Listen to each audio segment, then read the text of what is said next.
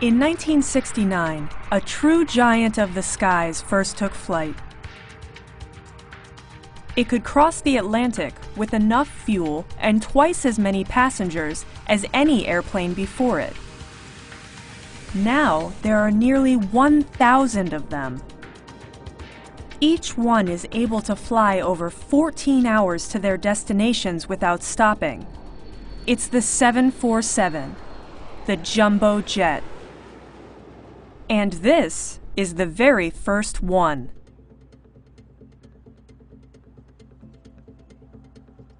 Jimmy Barber helped build this very plane.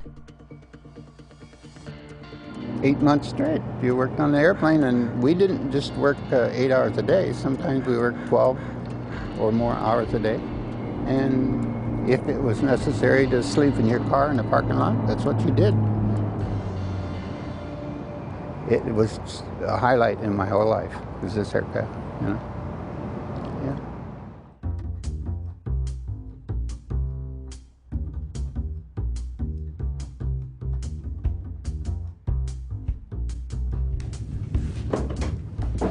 Wow, this is great. This is the first time Jimmy has been aboard since he worked on it over 45 years ago. Oh, this is great. When it first flew, this was the most modern plane in the air. It was the first double-decker jet in history with a fancy first-class lounge upstairs. And the upper deck, one airline turned that into a disco and put a dance floor up there.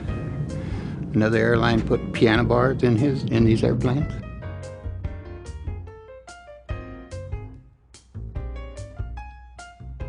But it was the enormous space downstairs that changed commercial air travel forever.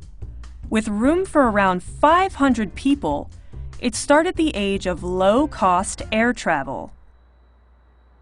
Since its first flight, engineers have redesigned the 747 15 times.